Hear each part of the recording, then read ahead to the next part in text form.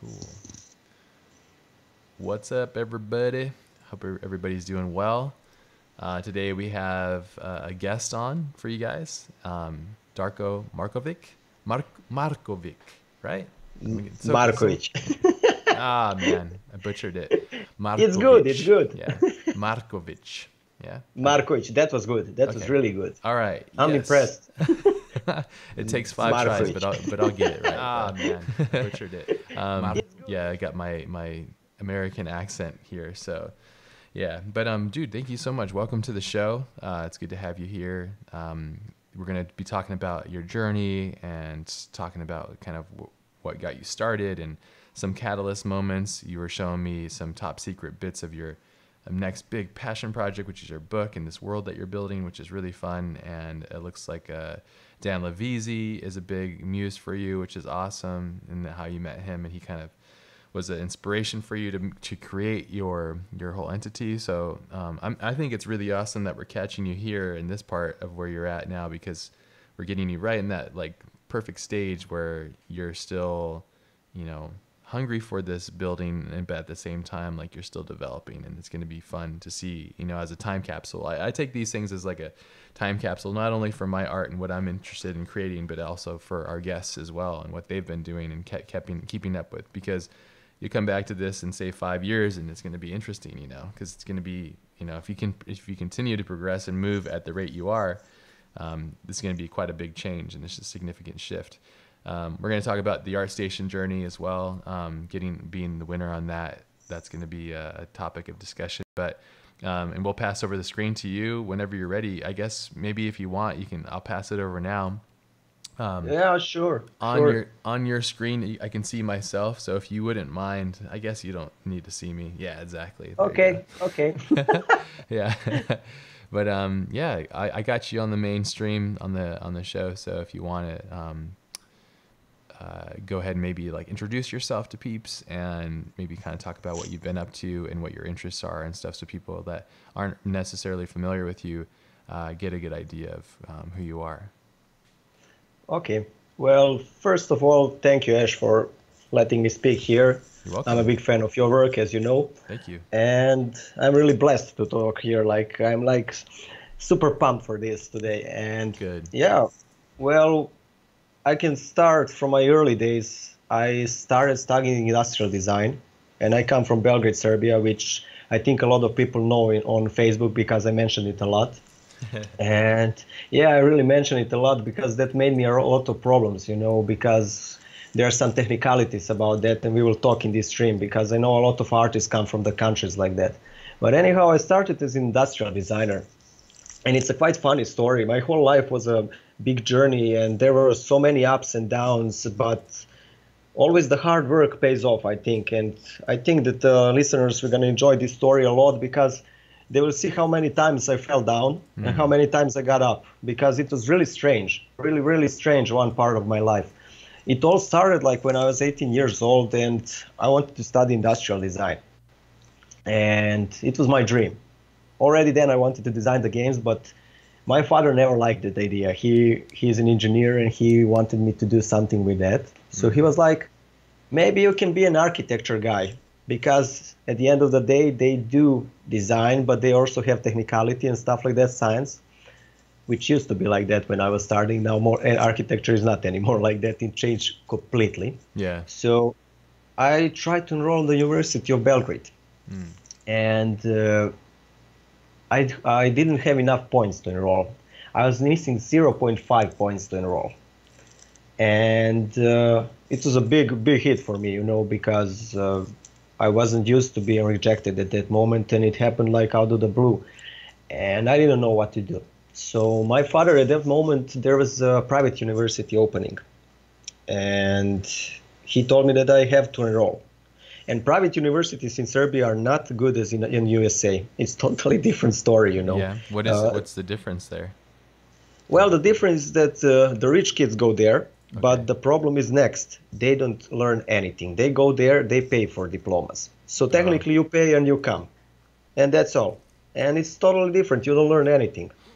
But what was happening that year, that university opened, and all the kids who were rejected from the arts and architecture came there, and there were some really good ones. And I had a lot of luck, and I always mention those guys. One of them is Vuk Dragovic, which is at the moment in China designing $1 million project and stuff like that. Yeah. Anyhow, we were a competition because I don't know now when I look at it, I don't know if the learning to going to university does any good anymore. I'm having a feeling that the education is getting better when you do it online and stuff like that because the systems are so old and you don't learn stuff like that. But okay, that's a different subject. Sure. So but it's a relevant subject of what you're talking about because education, yeah, and especially in art, I think is in the art that you're interested in, which is concept art and stuff, is definitely it's an online based thing. I think you get the best education online if you have the self-discipline. Then yeah, you can get some amazing education in brick and mortars too. There's well, absolutely. Brainstorm School and stuff like that is awesome resource as well. So, but you know, you have to be up to the date. You know, the universities are mostly not following anymore. Some of the universities in Italy are still forcing pencil and pen and paper, which is it's good, but it's ridiculous to push it beyond the Photoshop and 3D and stuff like that. Sure. And so I think that you have to be up to date. The world is spinning really fast, and the guys that are doing online courses, they are in the industry, they know what they are doing. So if I look now back, I'm 99 sure that I would go be on an online course, not on the university. So anyhow, I entered the school, and I was the worst because I came from the gymnasium, the high school. We didn't draw there. All of these guys knew how to draw. I didn't know anything, because I never drew in my life. I did 3D, but I never did 2D. But I was restless. I wanted to learn. It was a really big passion, so I was sketching a lot, drawing, working over hours and stuff. Anyhow, in 3 years of time, I was very pissed at the architecture and the other university that rejected me. So I wanted to prove myself. And at the end of the third year, I had 8 international awards. Out of 3 of them, I picked in front of the nose of architecture and the industrial design department of the normal university. I took from them, you know. And I was super proud of myself. Anyhow, I was starting to get really good, and I didn't know what I want to do, but I was always like vehicles. My father likes vehicles, so probably it comes from there. You don't like cars? I like them. I like cars, but it was influential for my father because he's engineer for the cars and for the trucks. Yeah. So I was like, I'm going to go for the cars. And at the moment, I didn't know that it's not all black and white. You know, you don't just draw. There is so much things happening there. Yeah. And I won the Lamborghini scholarship in Milan, Italy. How'd that come about? Well, I saw the ad, and they were like, we are accepting 8 people. And I sent my portfolio, and there was like 600 of people or something like that. And I was like, this is not going to work. I'm from Serbia. Who am I to get this? But I get the mail in 15 days, and I'm like enrolled in the university. And they're like, you want to come? Man, do I want to come? I want to come immediately. So That's it was awesome. it was Walter da Silva gave me the scholarship personally. He was really big name at that moment in the industry. I was like, Walter da Silva is the guy which was the head of Volkswagen, which later bought Audi, Lamborghini, and all the stuff, and he developed the brand language of Volkswagen and Audi. He's retired now, but he is a legend, literally a car legend. And when I met him, my hand was like literally shaking. So I got to the university and went to Milan. And again, I was the worst when I came there because those guys that were there, they went to Royal College of Art, they went to Pasadena, went to CCS, they went to Pforzheim and stuff like that. And there they were sketching for 4 years cars. I was an industrial designer. I wasn't a car designer. And it's a totally different thing, even though they are connected, but it was a totally different thing, you know. They're similar, but philosophy. Car design guys, I always say that, have some of the best sketches in the world. In their hands are some of the loose hands in the world when I look at it, you know, because when you're doing industrial design, you're more thinking about function. And when you're doing car design, it's all about beautiful surfaces. Sure. And then the two of them blend together, and then you get that special art then.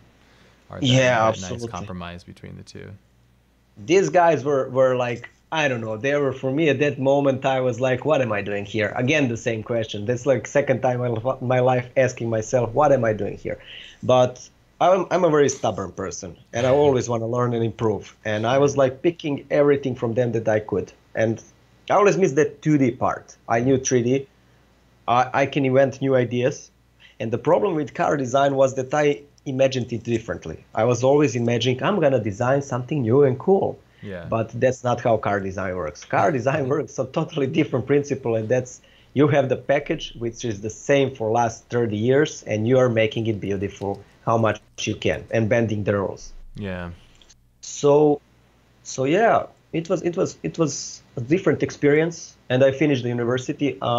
The project was you are sharing my screen, right? Yeah. Well, I'm actually sharing mine because I wanted to have something moving. So here, I'll share it back to yours. I have Okay. the time lapse of you building out that Cronus movie spaceship design. Yeah, because I thought that was cool. I try to It was fun. keep the images moving on the screen for peeps. See. Okay. Yeah. Bam. Okay. So now it's back to your screen. Well, this was my master's project, the Lamborghini scholarship, and you see, I didn't do a car. I was already leaning there towards the concept art. It's a capsule for two people, and my teammates, I have to mention, were Nicola Trentani and Oleg Bazoyev, and we designed a capsule which moves as a train. It moves together as a train, you see, and it's gathering the energy from the main one, and it's designed for Porta Nova area, which opened in 2000, I think, 12. It was a new area of Milan. And as you can see, I wasn't the car designer even then. I was like, let me design something cool and new. There is a joystick, two people driving. There is a whole concept. And I was steering from car design, but I was stubborn. I wanted to be a car designer because I didn't know any better at that moment. Sure. Eh, Did you have? Yeah, I didn't know. Did you get like creative lead from your like creative like? Do you have at these institutions at Volkswagen, for example? Did you have? I'm assuming this is at Volkswagen, right? There were Audi, Volkswagen, Fiat, and Alpha guys coming all the time. Okay. But it was a mess. I will be honest, it was a mess. It was the whole university was a big mess, and I was highly disappointed at the end because it didn't turn out as I wanted it. Anyhow, we finished, and I thought I'm on top of the world. This was one of the best projects in the class, even though it wasn't a car. It was one of the best projects at the end because it was something new, Gotcha. and I felt like I was on the top of the world. I had 24 years, 2011, and I was like, I'm gonna get a job without the problem. But now comes a different part of the story. Now comes a Serbian passport. No. Okay. So when you have a Serbian passport, you are technically rejected from the world. You Really? can't get a job anywhere. Yeah, you're rejected from the world. You're a third world country. And I sent, I think, 350 portfolios, industrial design, Wow. car design, anything that I can think of. Sure. And I had interviews with Volkswagen, with Fiat, with 5 or 7 companies. When they hear I'm from Serbia, they are like, have a nice day. But it wasn't because I'm from Serbia. It's because the positions are sliding ones. We call them the sliding because they call you and they're like, tomorrow you have to come. And they need to make me papers 7 months. It takes them to make me papers. Yeah. And nobody wanted me. And I was like super depressed. That sucks. Because I was wasting my talent. But I was holding on. I was trying. So I started refitting my portfolio. As you can see, this is the portfolio. And I was reorganizing, learning, improving all the time. Wow, that's cool. That car looks really nice. Everybody that's watching and listening, if you guys have specific questions or any needs, Joe's in the chat. So just make sure you let him know, and he'll send me a private message, and then I'll be able to integrate it into the stream itself. So just so you guys know. So if you guys have specific questions about Darko's journey so far and all that kind of good stuff too. So they can ask me whatever they want. I'm an open person. I answer everything mostly. That's awesome. So yeah, these are the sketches, and you see, really I was nice. learning how. Thank you. I was like learning brand identity and stuff like that, and I improved a lot during that 1 year when I was at home. Yeah. So in 2013, I started sending again the portfolio, Yeah. and hoping that I will, because I improved a lot. And you see, there is tons of work. It is here, tons. Now you see, here is already concept art appearing. Even though I'm like a car designer, but already you can feel it. You Sure. see. Yeah. Even though it wasn't that good, but it was improving. By the way, I did this. We have to cut start in. somewhere. So Yeah, absolutely. Oh, you modeled Uh, that too, and that was when you started getting more into Maya and stuff. this is when I had 17 years. This is before the university when this was my first paid job, like in Maya. Yeah. Hmm. Yeah, very So cool. this was also for pleasure. Anyhow, I started sending a portfolio, and eventually they took me, Hmm. and I went under Michael Robinson in Bertone or ED Design, and I went there, and I was there without the permission for work for 1 year, and they were promising me they will give me the papers, but I never got them, Ah. even though I worked as crazy, and that was really depressing part of my life because I worked like the work was insane. I was working 20 hours a day or even more, and there were no weekends, and I didn't get the papers, and it destroyed me. It literally destroyed me, like mentally, physically, in every way, because everybody gets a piece of some piece of cake, and I'm not getting anything, and I'm trying Sure. so hard, and Yeah. there is that freaking passport, and I'm like, why the hell am I Serbian? Why that bird that was carrying me? Why didn't throw me around the USA or somewhere there so I have another passport, Sure. and Sure. That's and frustrating. That's not. It's not it's right. super frustrating, Yeah. super frustrating. And I came back home 2015, middle of 2015, after everything. But what was really good there, because I was working so much and trying to prove myself, I started feeling the proportions a lot. I started feeling stuff like this. I could feel when I'm bending the surface Hmm. because all everything I designed two cars there, which one went on the production line. I'm sorry I can't show it because it's confidential, but that's when I realized what the car design is gonna be. It's gonna be moving one line up and down for 1 month, 1 centimeter up, 1 centimeter down until you get it perfect. Yeah. As as Chris Bangle said, the BMW X chief designer, he Yeah. said, He's a quite. I'm a big fan of his work. Some of his 7 series I wasn't super pumped on, but he's a very interesting guy. Very interesting designer. he's super fun. We had a lecture with him on the university. It was super, super fun with him because we were talking and he said, guys, uh, that's one of the funniest lessons which later I experienced in my life. When you are doing that much car design, first lesson he said was, that the Guggenheim Museum was designed as much as one stoplight of the car was designed. So that many hours is invested in one stoplight, and there is 10 people working on that stoplight, and there is one person working on Guggenheim Museum. That's how much aesthetics are played when it comes to car design. And you're looking at that line, like, for example, this line, and you're trying to make it perfect, to blend and everything. And then you start experiencing that in real life. And you're sitting with a beautiful girl, and you're looking at her, and you're like, darling, your nose has to be 20% smaller. So you're perfect. It starts conflicting with your life a lot. You're like, what the hell is going on?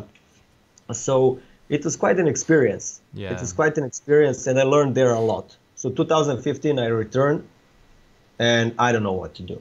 I don't have clients. I don't have money. I don't have passport. I don't want to go again working like without the passport or anything. And I'm Burnt like, out. Yeah. I'm burnt out. I'm literally burnt out. So much investment and nothing. So that's when I started thinking, what am I going to do? Everything has fallen.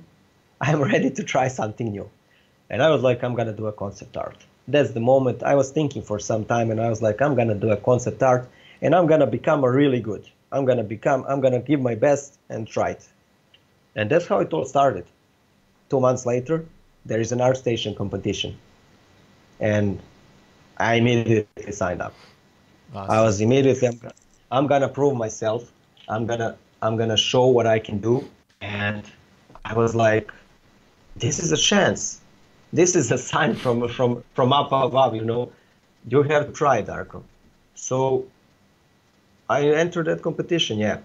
And that's pretty much the whole story till the concept art, and then we'll talk about the concept art. But don't let me talk all the time.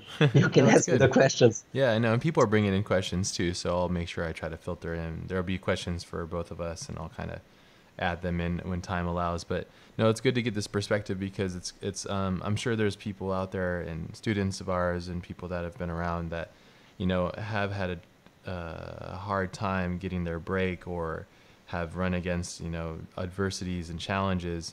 I think the key with all this stuff is to really, you know, um, just remember that there, you know, it's the choice of happiness is within yourself, you know, and happiness is a choice, and how you make what you do with your decisions that you're left with is what defines you, you know. So I think that you're becoming a testament to that, you know, and I think that's great that you're sharing your story, and thank you for doing so.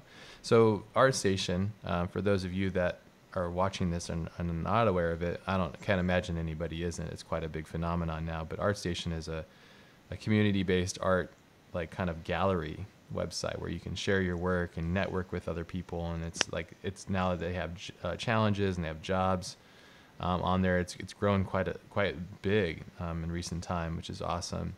And so they have this ArtStation challenge that comes up. And so how did you come about finding it? Was it an email thing, or did you just see it? Were you browsing somebody's work and then it came up? How did it come to you?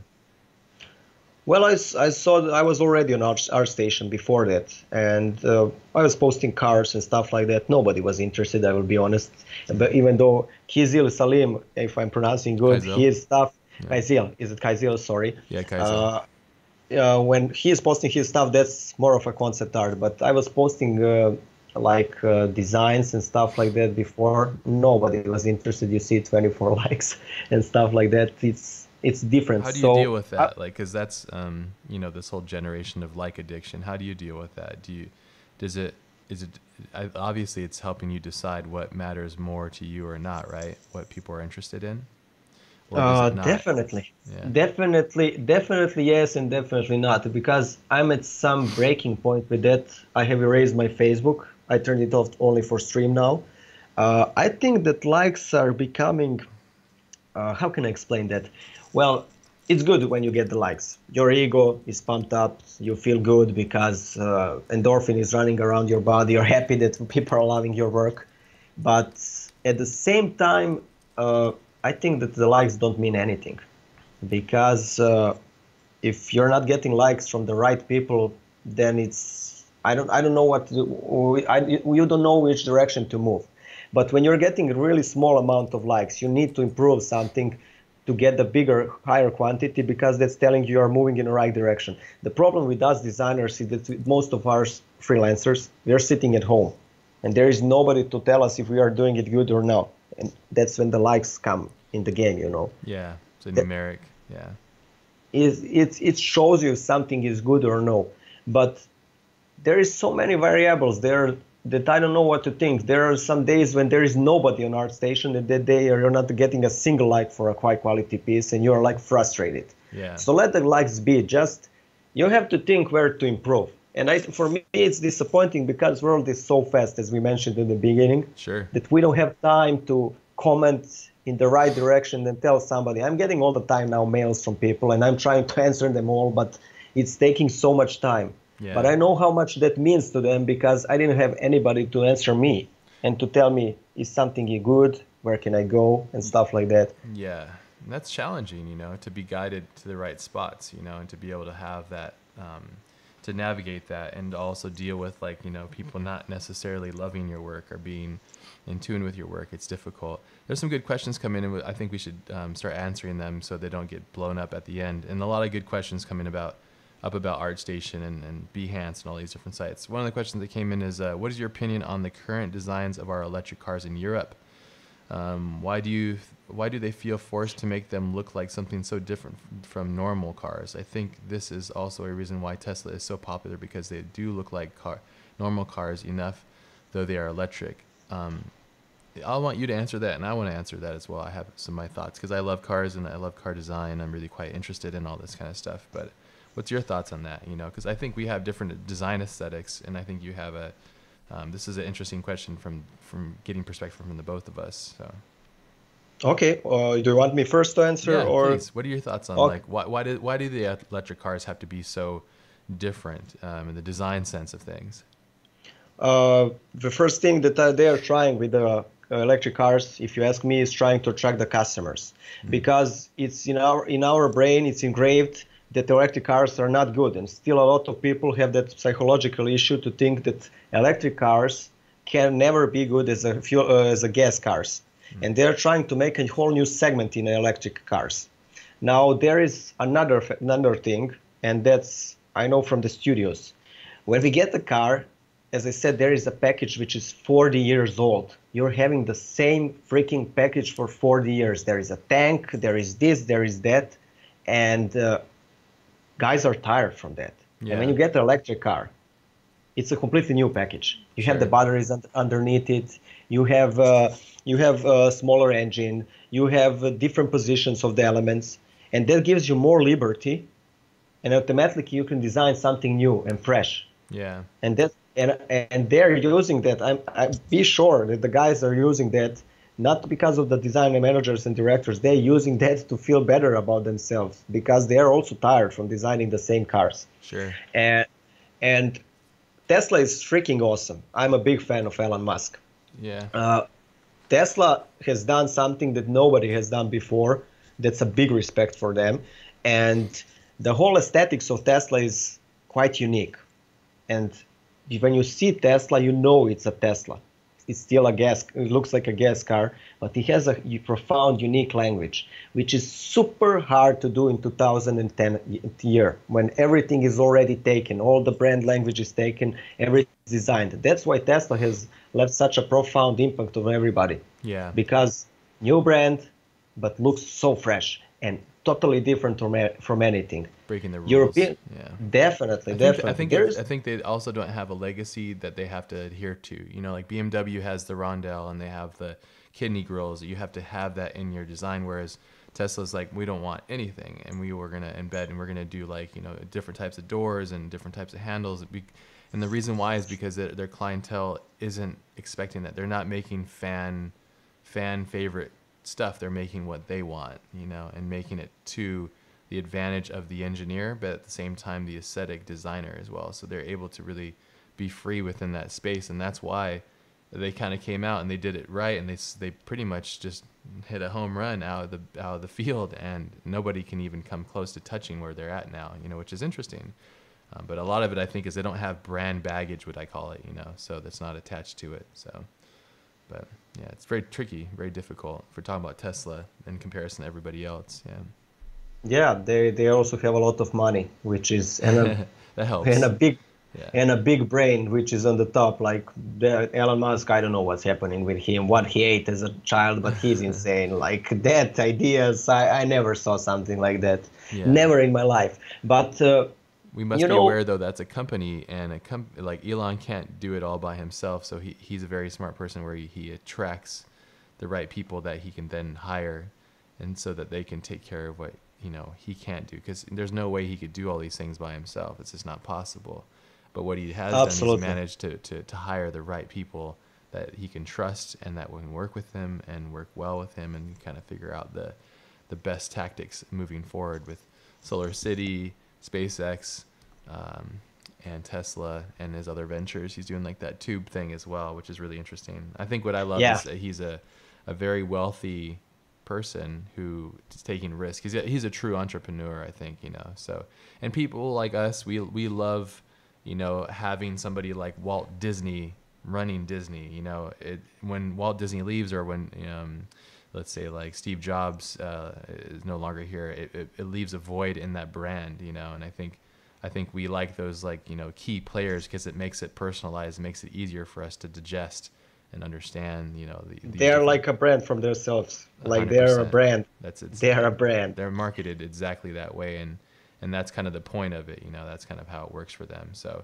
which I think is the key to all this stuff. I think that's the important part of it. So yeah, yeah. You were saying there is also one car which is making a heavy impact on the industry, and it's a Croatian one. If you saw it, supercar, Rimac is the name, and it's the fastest electric supercar in the world. What's it called? Looks badass. Rimac. How do you spell it? Are you sharing my screen or your? I have mine on, because when you have just nothing moving, I move the screen so it could be something happening. Here I sent you. It's Rimac. It's a Croatian cars, and they are super good. Yes, yeah. They're super rad. Yeah.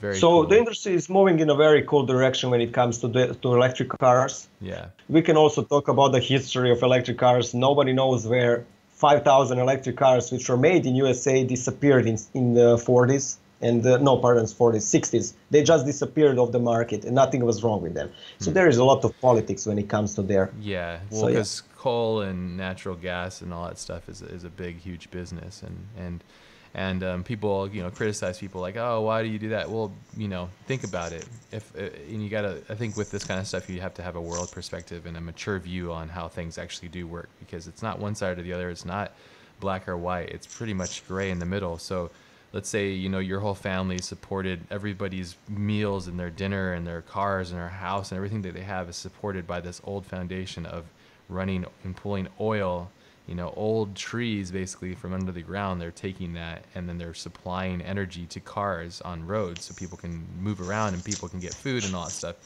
And the same thing would be like, hey, if I came to you and I said, okay, you can't be doing art anymore. It's just bad for the environment. So you got to stop it. yeah, I mean, what would you yeah. do? You'd be like, well, screw you. This is what I want to do. This is how I pay the bills. So it's very Absolutely. complicated. It's very complicated. I think, I like how you said it. That's completely true. Sorry for interrupting you, but it's completely true what you are saying. People are always seeing it black and white. We yeah, are we it's are not. creatures which always swing from one side to another. We are Yeah, never in the middle, in the gray, and it's a very complicated stuff. We can compare it with medicine. I always compare it with that because it's a very touchy subject, but it's really very rare. People are always asking, why don't we give the cures to cure every disease in the world?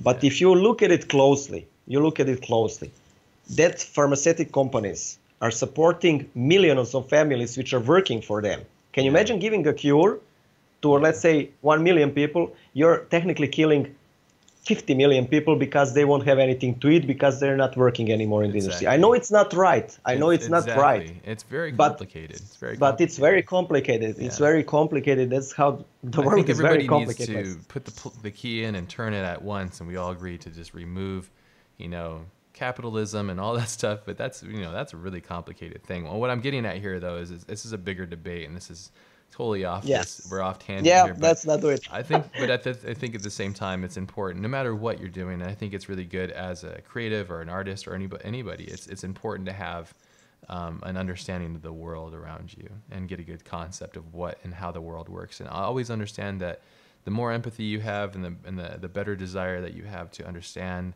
one another, the more of depth and growth that you'll have in this life that you have, which is a very short amount of time. Yeah, I'm looking at this Rimac, Rimats.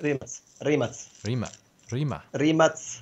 Rimats. Really? There's a Yeah. T and a S in there? Where's that at? C in our language is pronounced Z- Oh, okay, Rimats. Rimats. Okay. Yeah.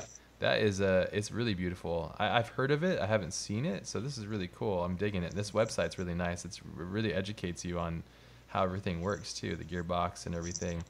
Man, that front suspension's awesome. The geometry's great. That's really cool. Now you have your app too. It was designed. The lead designer is Goran Popovic from Ferrari. He's Ah, Serbian and he designed it. very But cool. the location is in Croatia, and a very young guy is an owner. He is like 32 or 33. Ah, smart. Some, Yeah, yeah, it's a common thing too. A lot of it's a new rich basically. It's like people that have that wealth, they're younger and they can afford those kind of things to build these kind of companies. I really don't think, though, personally, I don't think that the future is in electric cars. I think electric is just as damaging in certain ways.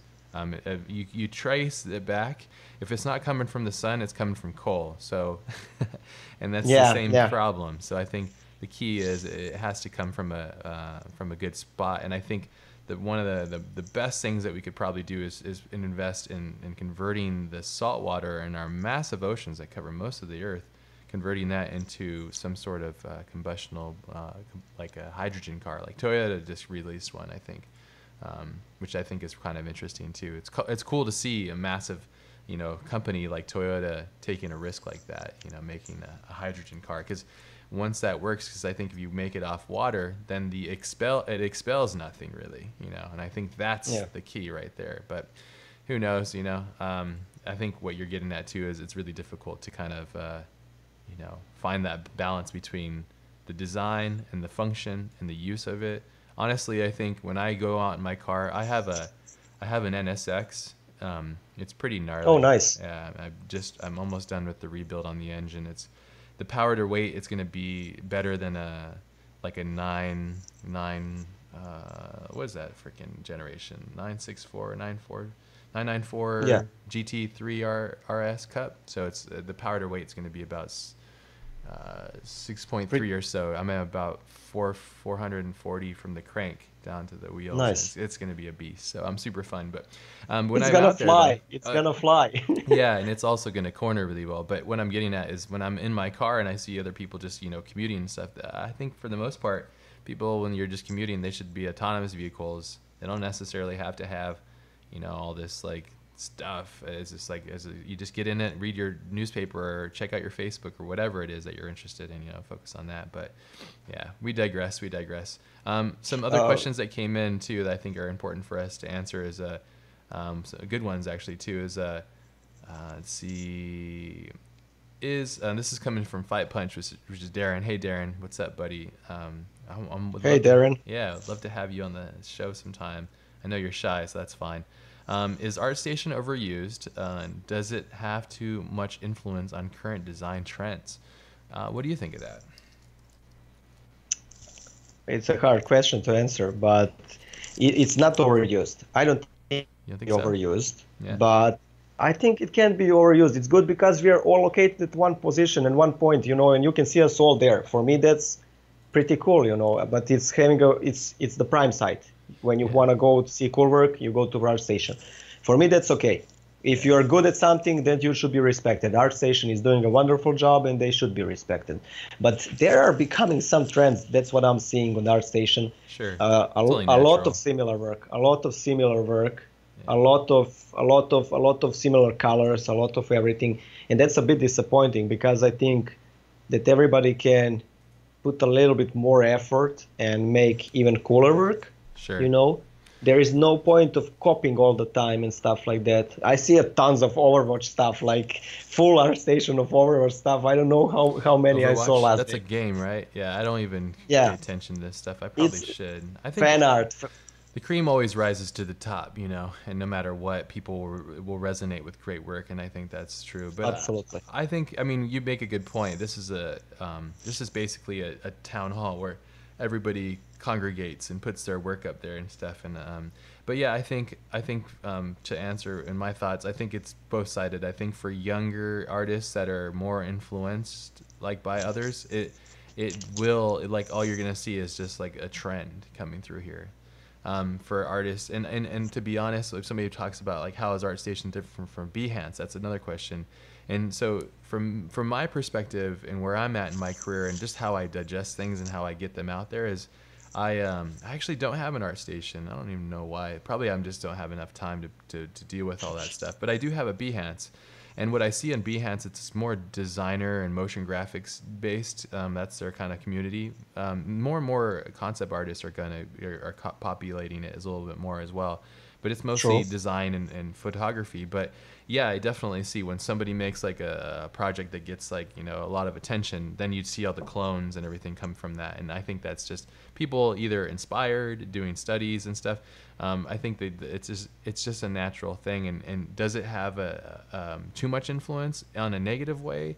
Sure, I guess for artists that like when I came up and I was starting to really get into it, as you guys see me behind me, my office, I'm a huge fan of books, so I would have like my Ralph McQuarrie's, like Star Wars books, and that would be my inspiration. I didn't have Art Center, ArtStation, and all these kind of assets that you guys have now, but those were like the Bibles for me. These guys were the gods of my creation, and also like Giger and all those kind of guys. And so or Moebius, or however you say his name, Mobius. I just say Mobius, but yeah, and I think that's really. I think I was inspired by them. I think that what you're probably seeing here is things turn around so fast, and we're seeing such a rapid change and a rate of change so quickly that it's so easy to get kind of lost in those trends, And I think people just get like destroyed by the likes and the trends and stuff. And for me, I honestly don't really care. As long as my clients are happy and I'm able to support my family, the rest of it doesn't really matter to me personally. It's like as long as I'm able to maintain what I want in life, you know, and do my own thing. I think I've talked about this with you guys before, but when I draw Lost Boy stuff, I created a lot of my ambitions with Lost Boy came from seeing everybody doing CGI and doing photoreal. I was like, well, I'm going to do the other thing, you know. I'm going to try and just do drawings, black and white ones, you know, and get inspired from that stuff and bring in some of the things that I like to do from there. So I would say, is if any kind of advice, if you feel like you're getting too much influence from this resource, then possibly look at where the trends are and try to go the other way and see what happens, you know. So Yeah.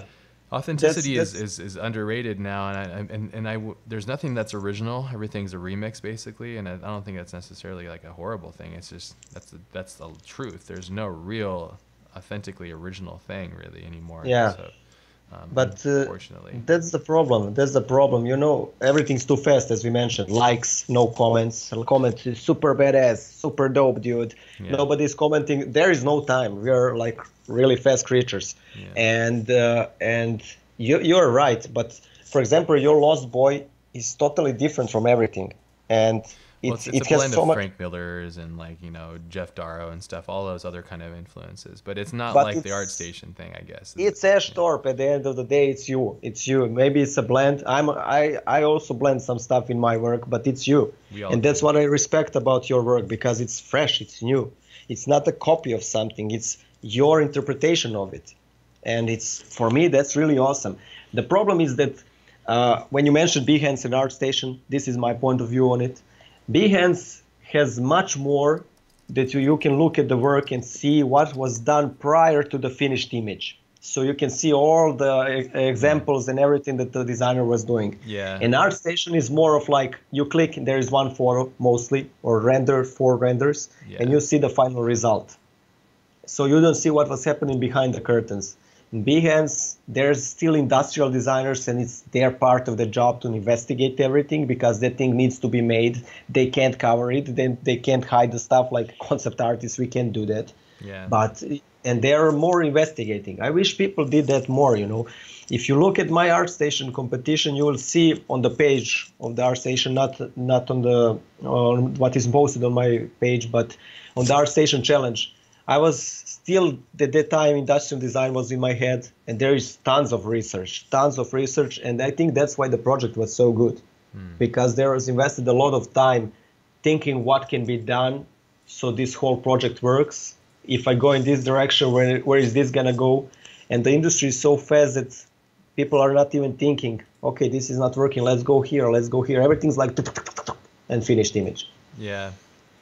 Yeah, I think it's still in its infant state. So I'm going to share your screen again, but I think it's definitely, because it's so new and so like kind of fresh, I think it's still in its infant state, and I think people are just reacting naturally as we do in this rapid rate.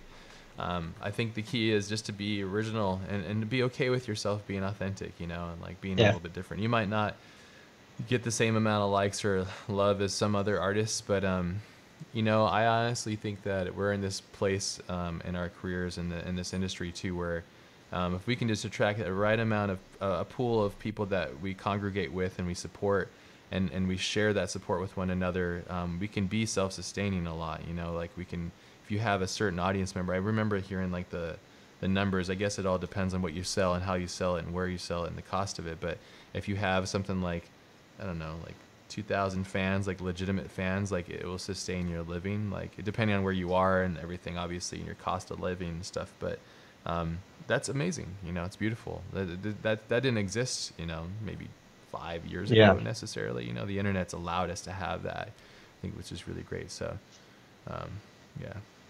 So yeah, that's true. That's true. The industry is changing. I think Darren brings up a great point, and I totally agree with you. He said, I think it's more of a portfolio place, not so great for people who use it for reference. And that is a really, really important and great thing. It's so hard, and I know it's like a knee-jerk reaction. If you want to get inspired, then you go and use ArtStation to go and get inspired. I think that's really what you're getting at there, Darren, is very true. I think what you should possibly be interested in switching your formula of inspiration and going out and looking at nature. You know, I know that sounds cheesy because people are like, yeah, okay. Like, and a lot of people live in cities, so are like, okay, well, where's the nature at? It's basically like man-made. But if you do get a chance to get out and get inspired by nature, what I'm getting at is the line that I almost always say is nature holds a patent to all originality. We are always just mimicking and rehashing nature, you know, and its designs. And so I think Absolutely. if you go and like, even if you don't necessarily have access to nature, let's say you live in a densely built city and it's hard to get out to the parks or whatever, or the parks just, they don't intrigue you, then possibly what you could do is go, I want to design a car, for example. Okay.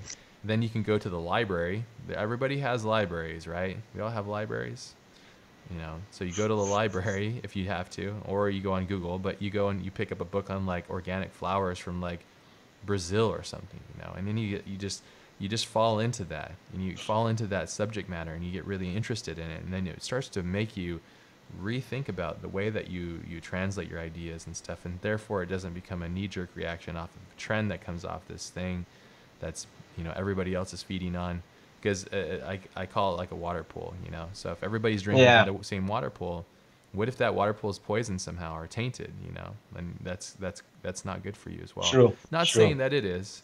I think it's all tool, you know, and it's how you use it, you know. So, and again, everything is in that gray zone, you know. It's not like one thing or the other, you know. It all comes down to what you use and stuff. So, yeah. Absolutely.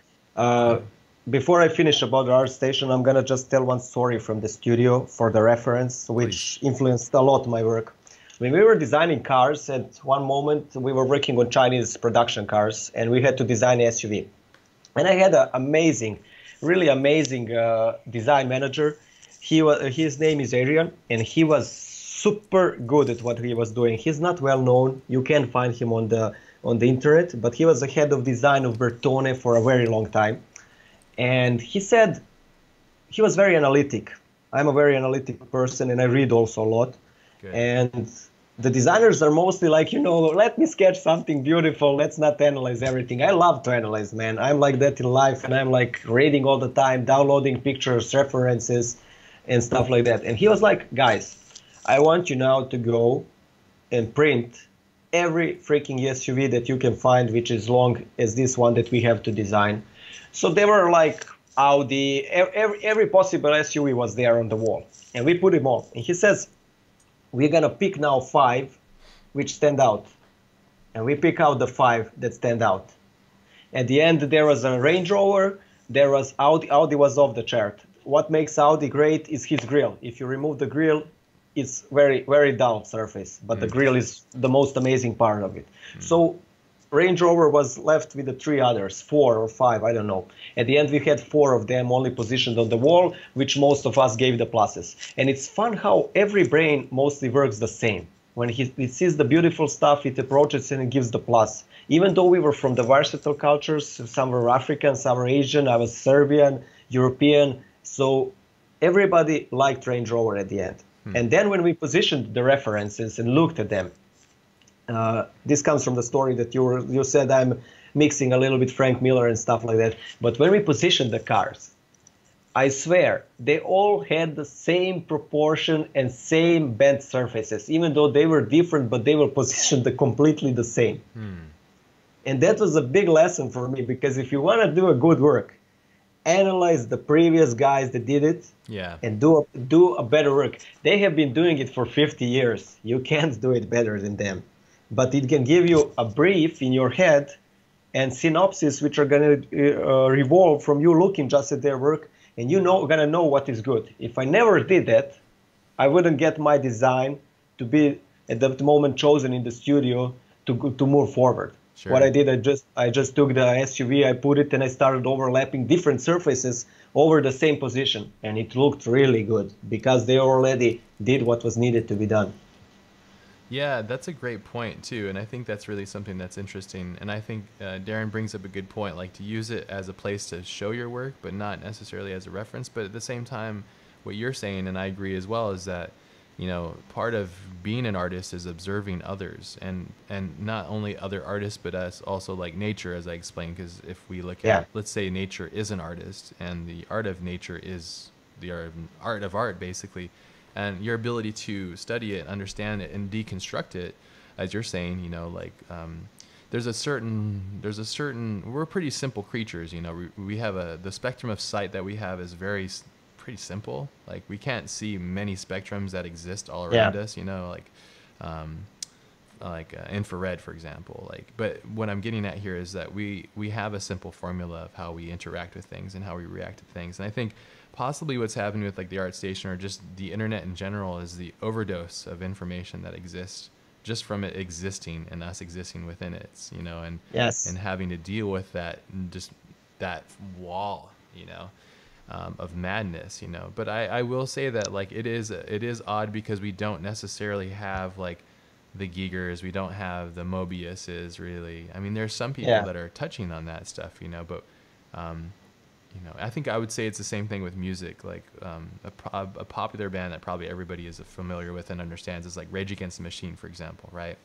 Mm-hmm. Rage Against the Machine is a culmination between like hip hop, rap, and like punk rock and metal music almost, and some blues mixed in there. And it was a perfect storm because it happened right when everything was kind of like in that perfect region of what music needed to be, and they kind of came all together to this precipice, I guess is the term, but it's this perfect culmination, you know. And so I think that's the same thing you get with like Giger, for example. Like if Ridley Scott and Dan O'Bannon hadn't come together to make Alien a feature film, he would probably have been known as an artist, but nowhere near as big as he is now because of Alien and the Alien franchise and what Ridley Scott took with his art and made it move, you know. So true. There's so much to think about, you know. And I think the big key thing with all this stuff is it's really important to get out there and think and really start to digest what the way you take in information and your designs and all that stuff. I think is really important, you know. So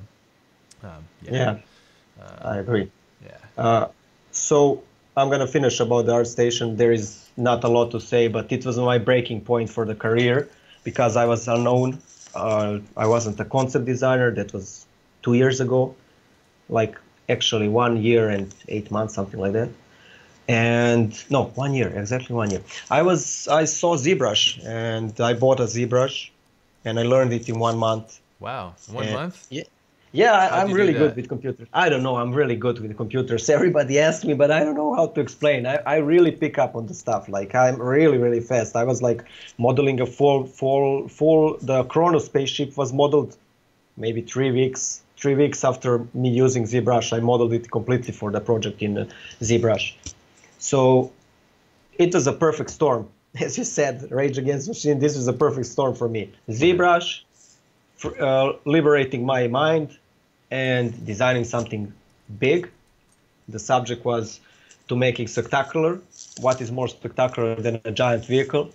I had some problems and I was designing it because of the chains. A lot of people mentioned the chains and they were making it look smaller, but I put the cases up, the containers, so they make it look bigger. It is quite a challenge to make it look huge. It is quite a challenge. You have to understand scale. Yeah, it was hard coming from a small car. And I'm gonna roll the page. You see the car? Yeah, that's a big car.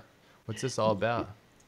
Yeah, look how small it is. The story was that we don't have any more the resources, and that the sky, it had a backstory that the sky you can't fly anymore because the air is so bad and nothing can fly. So we have to transport our food with these kind of big, huge vehicles from one side of the world to the other side of the world, so people don't die. And they're carrying these containers in that harsh environments, bringing the food to people so they can eat. Yeah. I mean, goods and food and everything. That was the idea. You see, it also has the cannons, huge ones. So it was a big breakout for me. ArtStation helped me a lot with that, and I was super happy when that happened because I was like, okay, I'm doing a good stuff. After all the fails, I'm starting to do a good stuff. Something big is happening. I had already, at that moment, I had 12 international awards, but mostly I was on the second place. What's your thoughts on awards? Do you enjoy getting them, or what's your thoughts on that? You're getting them, but you're not getting the money. It's for the exposure only. That's how it goes, you know? Yeah, exactly. It's an ego-based thing, right? So definitely. I don't even care about them. I get them sometimes, like, but No, it's an ego boost. But Yeah. ArtStation 1 is a good because it brings attention to you. It brings Yeah. a lot of attention. Like I was getting a lot of messages from people. I even got one job in that moment. I was designing some prop from a guy because of the ArtStation. Good for you. And and after that, when I won the ArtStation, I was like, okay, I'm gonna try another competition, and that's when I did this, the Alive project, which is in the book. It's gonna be in the book, and it Yeah. took the third place on CG Talk Society. Good for you. And and thank you. So So you're coming full circle. You're really putting your work and effort and all this energy and time, and you're learning these programs. I mean, I applaud you for learning ZBrush in a month. I'm guessing. Do thank you you. have a family? You have like kids and stuff? No, no Okay. kids. All right, all right. It's starting to come through now. So, so you basically sat in your undies for a month in nonstop tutorials and got through it. I mean, to me, I think that's amazing. I think you can learn ZBrush pretty quickly. I think it's just a matter of how much you're willing to change who you are and change what Definitely. you've learned already too. So, which is great too. How long did this project take you? This Alive project? Like 3 weeks. Okay. It was a 3 weeks of work And from the you're sketch okay. Sorry, go to ahead. finish. Oh, So so from this was from sketch the to sketch. Yeah. And sketching for you is coming from like a photo bash or a sketchbook or like because I'm looking at the interest. So you're drawing like, this is all like Photoshop then, these like silhouettes that you're using, right? Depends from a project to project, but since I switched to concept art, I'm using more of a Photoshop. I'm not using that much of a pen. But I do photo bash. I do. I'm not a big fan of a photo bash. I can do it without a problem, but that's one of the reasons why all the work is starting to look the same because people are using the same photos. You Yeah, know, yeah. when it comes to hard surface. But when it Yeah. comes to environments, you can use it. It's not a problem There's if you can hide it. If you sure. know how. But I'm seeing a lot of work which looks like the same, so I'm not a big fan. I'm trying all the shapes to make them out of my head. Or you see, I sketch a lot over 3D Yeah. when I'm working, and then I'm I like doing refining. that too, iterative processes, because when you're in 3D, you think differently, and then when you're in 2D, you think differently. It's a lot faster to make those changes as in 2D. Definitely. And then it kind of reminds you that, okay, yeah, I need to add those little bits and pieces as I go through. And it's an iterative process for me too, like back to forth. So between 2D and 3D, although our outcomes and styles and designs are completely different, we have a similar approach, I think, which I think is really cool. Yeah, Are you definitely a rendering in similar approach. Keyshot? Is that where you're rendering it?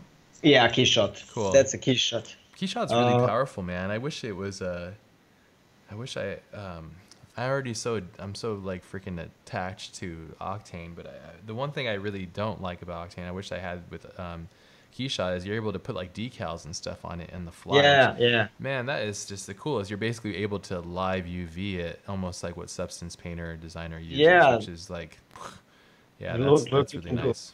Yeah, because You you're can able to do make whatever. stuff. Yeah, You can do whatever you want in Keyshot. When I saw it for the first time, it was a revolution in the industry. I wish it can produce a little bit higher even quality, yeah. but for what I'm doing, it's awesome. I want to try Octane. I want to try it for sure, but I don't have time at this moment because too much work. But it looks very powerful and fun.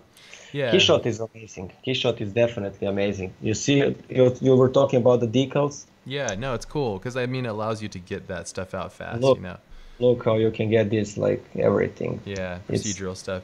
Kirill's yeah. making a class for Fusion. He's been designing a Fusion 360 class, and he's making procedural textures using Keyshot, and that is just looking really awesome too. And it's Yeah. I was really surprised. Like people are really pushing the boundaries, and I heard it can handle tons of geo and all that kind of stuff too. So Yeah. I'm pleasantly surprised. And I know Vitaly's been using it for a long time.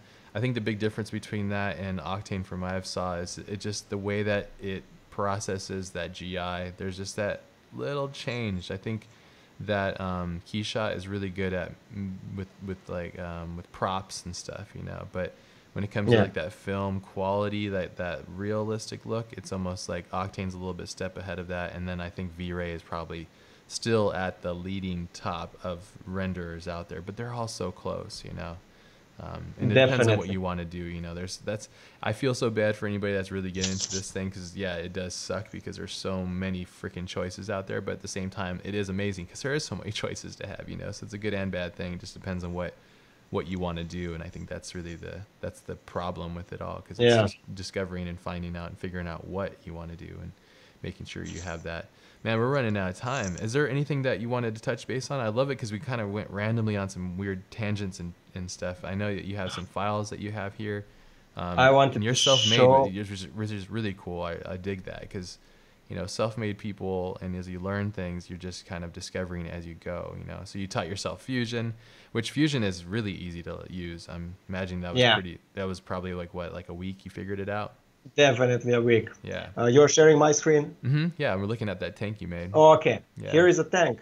I wanted to show a tank coming from the book, Oh, this is your book and that it you're was, making. yeah, this is from the book, and it was done completely in Fusion. Like every single, it's a levitating tank Okay. with a magnetic guns, and it was done in Fusion. I mean, Fusion is. I used to work in Studio Tools before. Yeah. Studio Tools. If you want to learn a hard program, that's the hardest of them all. Like, and you get pissed off like every 3 seconds because you can't change the surface that fast. It's NURBS, it's curvature. You have to have perfect curvature. If it's not perfect, then it's not good. So it's crazy. It's crazy. And then I opened the Fusion, and I was like, "What sorcery is this? What the hell? I'm making bevels and everything in 2 seconds." Yeah. I mean, it's a bit complicated when it comes to bending the curvature, but for this kind of boxy stuff, There's soft body dynamic stuff too. Yort has been doing that. I had a stream with him, I think last week, and he's really good at that too. And he has I'm trying to convince him to make a soft body tutorial as well, because I think that'd be really interesting. But that's when you're really getting into, like, you know, if you're making a concept, why don't you just use ZBrush, you know, for that kind of stuff. Yeah, and the render is not too bad. I mean, for concepts and stuff and setting things up, it's really not bad, you know, like. And it's just a great program. It's very affordable too for what it is, and what it provides. And I always love the idea of being able to like print this stuff, you know, because it's this CAD-based data, so you can go and send this off to the printer, 3D printer. So let's say you have a 3D printer, you just boom, kick it off to it, and then boom, you can have a physical copy, you know, which is really great. So, yeah. Yeah, that's awesome about this program. Also, Thanks, you never get this kind of surfaces from a polygonal modeling. I mean, to make these holes and stuff, it's super hard, and this gets you immediately perfect. Doesn't the newest ZBrush have some really amazing Boolean operation stuff that they've Yes, been working yeah. on? Have you been playing Definitely. with that yet? Because from what I've heard, it's really powerful, but I haven't had a chance to really play with it much yet. No, I didn't have time, and I'm super disappointed that they didn't invite me for beta. Shame on you, ZBrush. They didn't what? What is this? They didn't invite me for a beta testing and stuff like that. You know? So, and I'm super pissed off because of that. But okay, I'm joking, of course. Yeah, it looks super fun. When I see what the guys do, Skiwang, man, when I saw that, like, I was like, I'm giving up on concept art. I don't want to do it anymore. Like that thing that was done in ZBrush was amazing, amazing. There's some people just push it, man, and they just go to that extra extreme, and they really understand that program really well. It's again, I think it's good to know the programs, but I think the programs are only one part of it. I think the other part of it is obviously understanding your taste and the direction of what you're going and what you're after and stuff. I think is really important, you know. So yeah.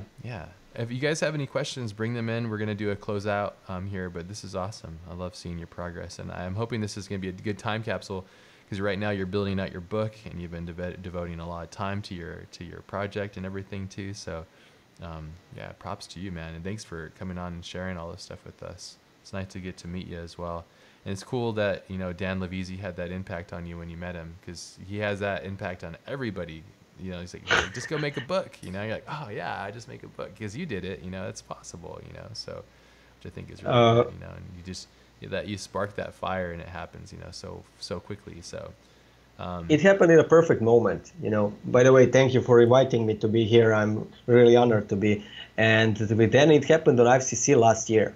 You know, I met him and we were talking, and he said, "Dude, why don't you try make a book?"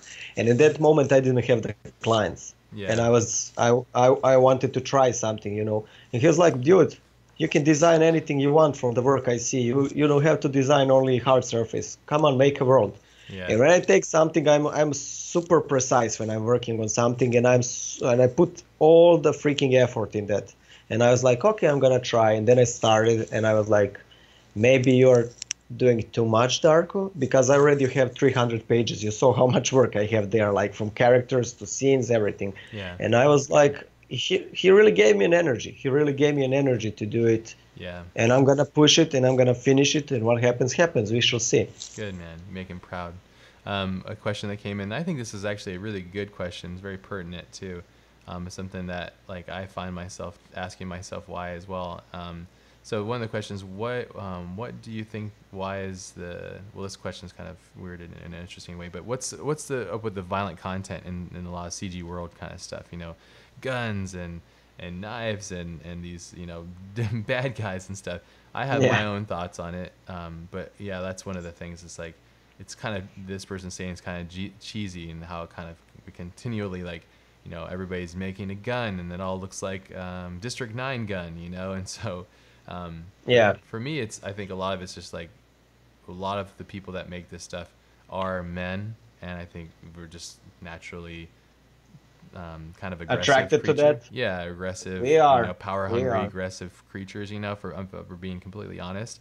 I try to be very cognizant of it. I still have yet made a CGI gun. I'm kind of sticking to like I'll never make a CGI gun just to see how long I could go without doing it. Even though I'm like that would be an interesting gun. I personally am not super into guns. I don't really find the value of them. I think that one of my thoughts is that if you can't kill a person with your hands, then you have no business doing so.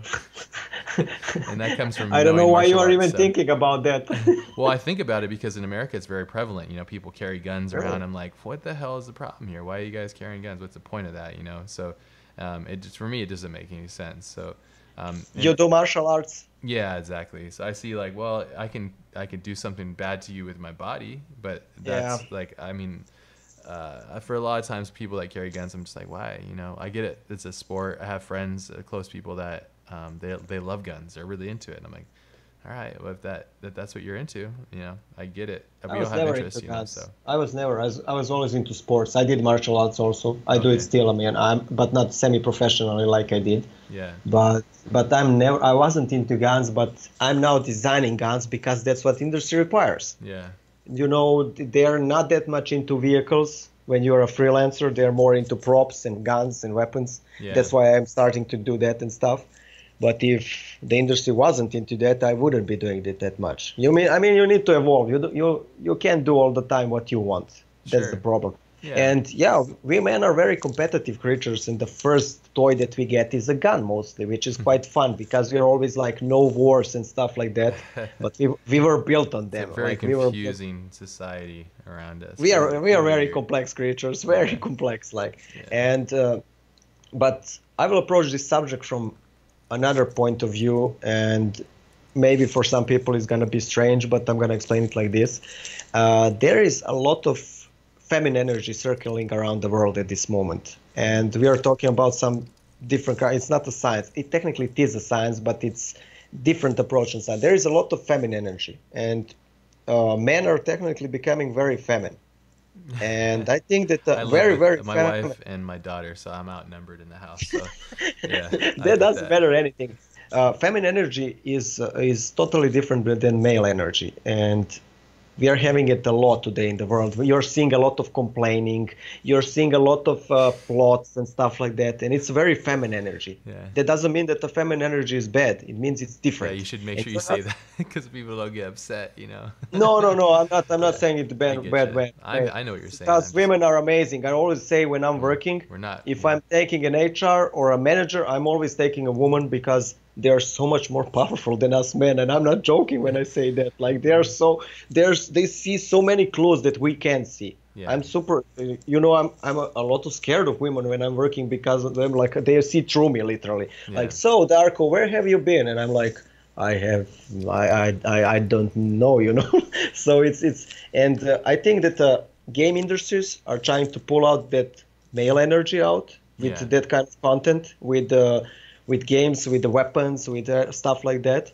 Yeah. And there is a lot of that kind of stuff in the game. We are wired to that. We are wired to hunt. We are wired to shoot. Yeah. We are wired to kill to survive, and it was happening for 10,000 years. We're It still was very happening for new. 10. We're still very new. Yeah, you Yeah. can't erase it. You can't erase it that fast. I mean, changes are happening. You can see it all around the world, but that's not gonna happen that fast. Yeah, and you can't expect it to, and it is what it is too. And I think it's important to be aware of it and cognizant of it. And you're talking about how its impact on art and culture and society and stuff. It is true. It is there. It Nature always exists. has a plan. Yeah, Nature always exactly. has a plan. You can't change it. When everything that's No, happening, it's happening for a reason. it's literally a wave coming. You just kind of have to let it be what it is and let the wave hit you. So, and how you get hit by the wave and not, I think that's the key. So, um, but yeah, I think for the most part, I mean, people bring it up in the conversations in the chat. I mean, there is a lot of confusion. I think there's a lot of like weird sexism and racism that happens all the time. So it's Absolutely. just like, come on, guys, don't be like that. There's no Don't need to be a be like, victim. That's what I always say. don't be, Don't be a yeah, victim. don't be a victim. Because And the world is becoming a victim. Like everybody is yeah. complaining, everybody is sad, everybody is always saying I'd something. be Don't be a cautious with your victim. words though, because not everybody is, and I think the key is that we all Yeah. have little worlds, right? Like, so your world Yeah. is who, like, I don't know, like whoever you're close to. You got your mom or your dad or your brother or sister. Absolutely. You have that. That's your world, right? We all have little worlds. The world is separated by 5 degrees of separation. It's like this scientific fact that between 5 people, there's somebody that connects the next person to the next person. So, Really? I um, didn't know that. yeah, you should Awesome. check it out. 5 degrees of separation, I think it's called, or 6 degrees of separation, something like that. So you're 5 people away, and everybody's connected by within those little worlds. It's almost like if you believe in the metaverse, which I could totally believe in, the idea that we I are. believe. Yeah, exactly. So it's the same kind of thing. We are our own little solar system inside of the metaverse. We're our own universe inside the metaverse. But what I'm getting at here is that the people that you surround yourself with, and the people, like, now more than ever, we have the ability to reach out and be more positive or negative to one another, and it's Yeah. used as a double-edged sword. What we're trying to do here in the streams and what we're trying to do at the school and stuff is to share what we know, open up that education, open up what we know, and share that, and bring that kind of positive reinforcement to those that are out there that might not have it.